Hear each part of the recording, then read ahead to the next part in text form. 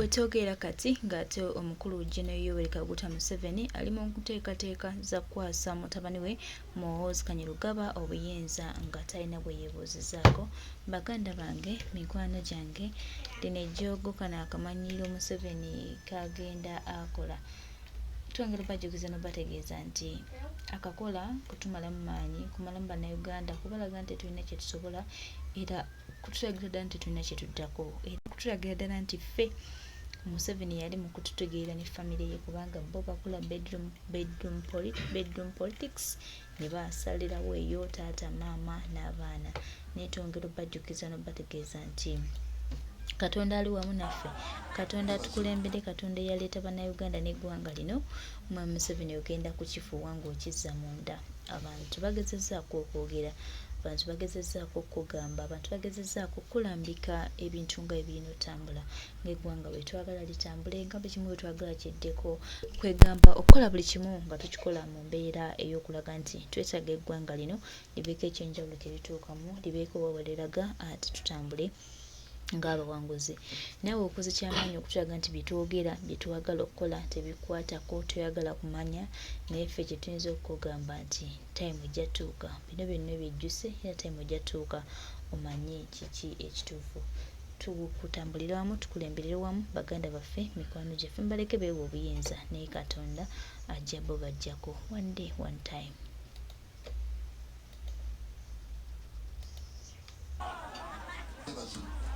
Waire kirwamu idakivaamu mukone kwa mukobo ojoda kuvaamu waire weremezamu tekyendi nikubasi niwotenduka endolo nebakubisa wofiiramu era bwe batuuka eyo bakola batya bakuta yewo baire ofiiramu oti gule kati twabiseewoira ati aye sigala muno tukutwikire kwa abandi tukole tutya era wamala bakwiza era wakola otya kale oba okirwamu otya odda kuvaamu.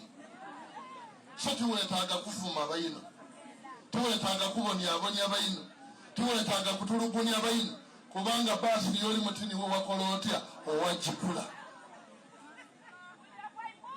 Mukama yebaso ojja kusasula edakutwaire okola otya oyinuke. Niye baba kuwana maani kulimera olwa wakola ki wainuka wakiri kwolemera yenzikize kuinula kodi bana maile nkaenda oli mayo wile bukozechi bozibyera wafaamu. Somweno basi dunia yetwogera tibona lwaki oyomba n'ino, tibona lwaki otulugunya abayino, tibona lwaki olwanira eitaka, tibona lwaki obonyabonya abayino. N'abajja okubeeda waababonyabonya, abajja okutwala mu ntaana waababonyabonya.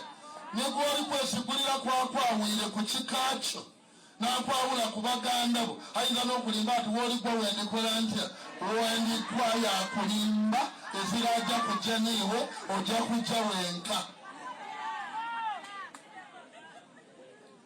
Bw'obanga okali kuyomba niba ino lowooza ku itaka ly'ojja olambaalako obungi ebyo bajja okubwika. Lowooza kwe bajja okutamu omwani buli omu akola atya alumukeyo nga naawe yakoba ati banziika niiwe n'anaakulembera namu okuvaayo. Mukyala yalimbanga omwambire era tibatisobola asigala mu nsi mwozira, tibasobola kuziika wenka wakiri balituziika babiri. Ye nze mbaawo ntya olise baabazaala babiri mbaawo ntya woozira.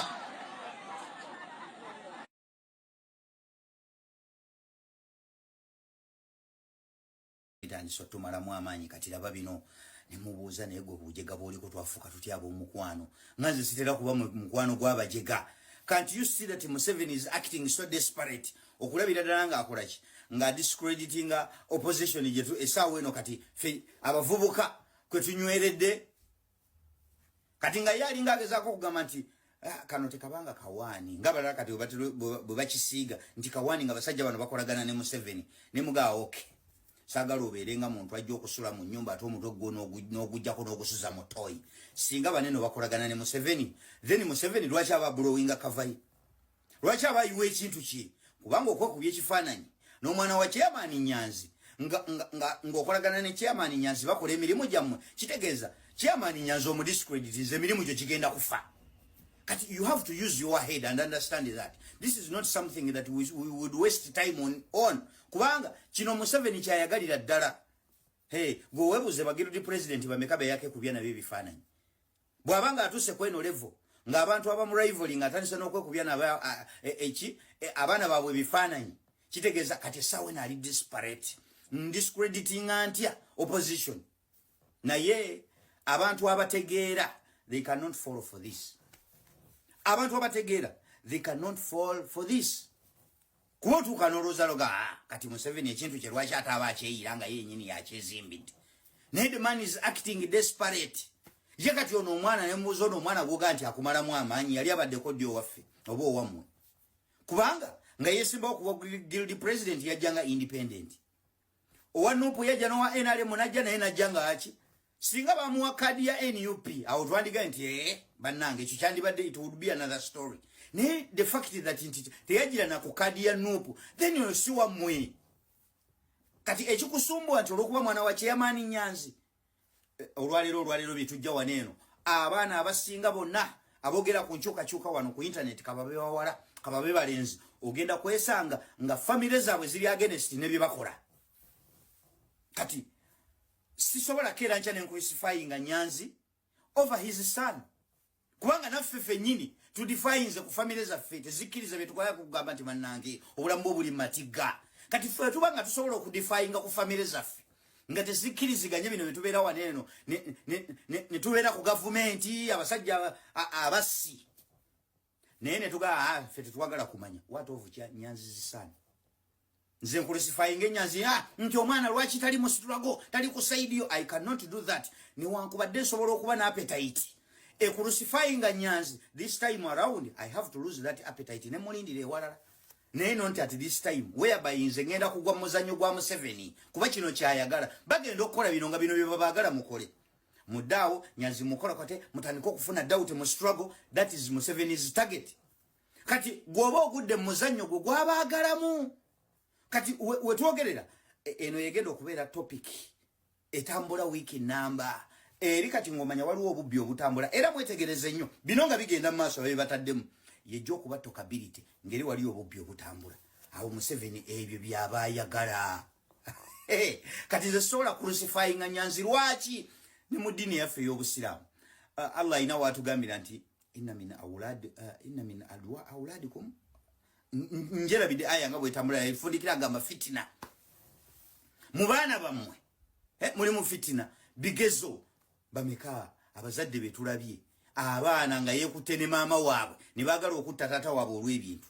Kati manya nti mu family mubaamu ebingiringiri nga bino ebyana ebitalowooza nti omusajja yali agala kutta kitange ne kisigala nga kikolagana n'omulabe waani wa taata waakyo olw'okuba kirina omulugube gwa sseete. Kati bino tebitwewuunyisa omuntu yenna ategeera. Kale bw'oba toli muzadde nti tosobola kitegeerera mu ango ya muzadde tobiwulira nti maama yegasse n'omwana baagala okutta taata waabwe olw'emmaali. Kati ebyana bwe biti eby'omululu bibeeramu mu family gwope wamwe temubirina family zibirina nga kyo kyerowoozaako kyokka. Kati kino ekyana bwe kibanga kyabadde ne Museveni we shouldn't even waste time on this kubanga ye Museveni target ya kudiscreditinga opposition olwalera abavubuka ababadde bali ku side muvuganya tutuuka ekiseera mbu tugweddemu amaanyi. No please enkyukakyuka tetugitambuliza ku famire y'abambogo nedda. Era guboga nti abembogo olw'okuba bagala babiwaine balina bye bakoze nga bye bikumalamu amaanyi then gwe kyoliko tokitegeera nti ate bino tugenda be defending. There is nothing to defend here. Tabangako waffe kubanga teyajjira na ku kadi ya Nuupu. Moreover ebyo byonna tubimanyi tulabye abantu bangi abaana bangi nga beewaggudde okuva ku bazadde baabwe. Okufuna doubt mu struggle. That is Museveni's target. Kati gwoba ogudde muzannyo gwo gwabaagalamu. Kati wetwogerera eno yegenda okubeera topic etambula wiki namba eri kati ngomanya waliwo obubbi obutambula era mwetegereze nnyo bino nga bigenda mu maaso babe bataddemu yejja okuba tokability ngeri waliwo obubbi obutambula awo Museveni ebyo byaba ayagala. Kati ze sola crucifying Nyanzi lwaki ni mu dini yaffe y'Obusiraamu. Allah ina watu gambira nti inna min awladikum njera bidi aya nga bwetambula ifundikira gamba fitina mu baana bamwe muli mu fitina bigezo bameka abazadde betulabye abaana nga yekutene mama waabwe ne bagala okutta tata waabwe olw'ebintu kati manya nti mu family mubaamu ebingiringiri nga bino ebyana ebitalowooza nti omusajja yali agala kutta kitange nekisigala nga kikolagana n'omulabe waani watata wacho olwokuba kino omulugube gwa sente kati bino tebitwewunyisa omuntu yenna ategeera kale bw'oba toli muzadde nti tosobola kitegeerera mu ango ya muzadde tobiwulira nti maama yegasse n'omwana baagala okutta tata waabwe olw'emmaali kati ebyana bwe biti eby'omululu bibeeramu mu famire gwope wamwe temubirina famire zibirina nga kyo kyerowoozaako kyokka kati kino ekyana bwe kiba nga kyabadde ne Museveni we shouldn't even waste time on this kubanga ye Museveni target ya kudiscreditinga opposition olwalera abavubuka ababadde bali ku side muvuganya tutuuka ekiseera mbutugweddemu amanyi no please enkyukakyuka titugitambuliza ku famire y'abambogo nedda era guboga nti abembogo olw'okuba bagala babwaine balina bye bakoze nga bye bikumalamu amanyi then gwe kyoliko tokitegeera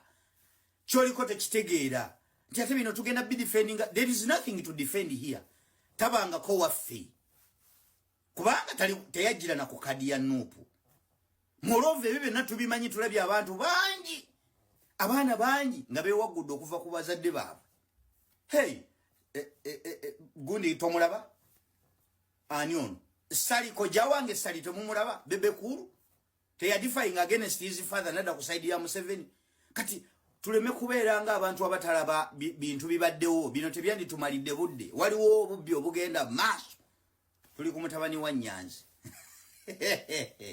no ne wankubadde tusobola okuba na appetite crucifying Nyanzi ng'oli agala crucifying Nyanzi at this time around you should lose that appetite n'omulindira mu ange endala kubanga wano oba ogudde mwekyo Museveni kyayagalira ddala mukole bino byayagala anything that benefits Museveni is nalaira sinza kikola niwe kibanga kiba kigenda kunjo kyanzikiriza kinjo kye nenga si kikoze Museveni asobola ki benefiting yes the hate I have for that man sisobola kukola ekintu kyonna kimu benefiting niwe kiba kyakusaidinga mu kintu kyonna nga kine ebizibu ebirala kigenda okundeetera nguma nekibindeetera nenga sikoze kintu nga Museveni agenda ki benefiting that's me I'm out